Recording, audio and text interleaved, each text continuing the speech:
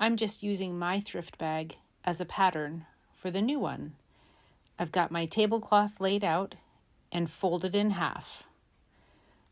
You're going to cut 28 inches wide by 19 inches high, and that includes the seam allowances for this bag. Just cutting off the tassels because I don't need them. I'm measuring the straps, which are 26 inches long, so I will cut those out right now. There's 2 straps there. This is how I make my straps.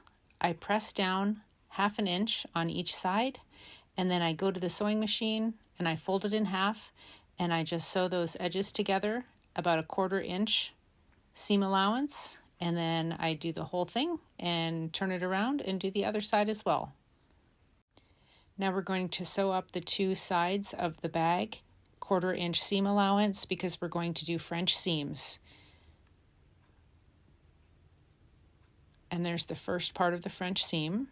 Now we're going to trim it very, very close to the line of stitching, and we're going to flip it around and push out the points really, really well, and then we're going to press that seam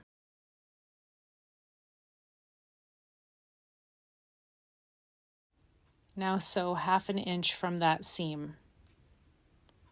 And this is how you get a French seam. And look at how nice and neat that is. That's your French seam, and that is the inside of the bag.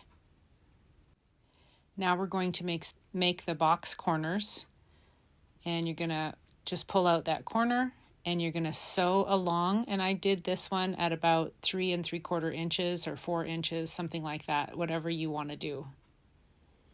And sew across that, and I like to reinforce that, and there's your box corner. Now we're going to attach the straps.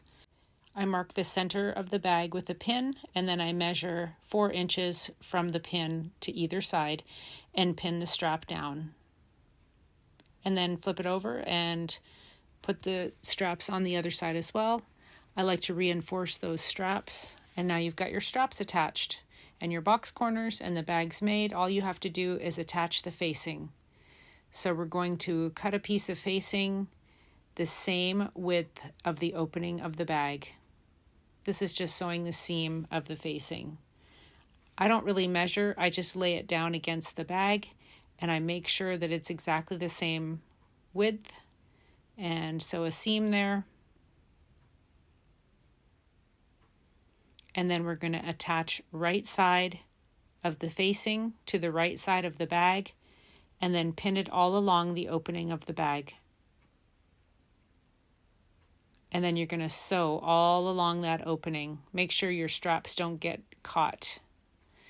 After it's sewn, we press that open, and then we press it down, and we're going to top stitch 1/4 inch from the top of the bag.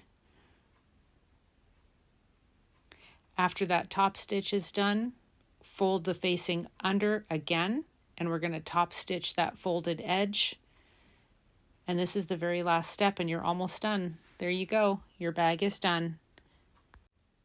Please drop a picture of your finished bag if you used my tutorial.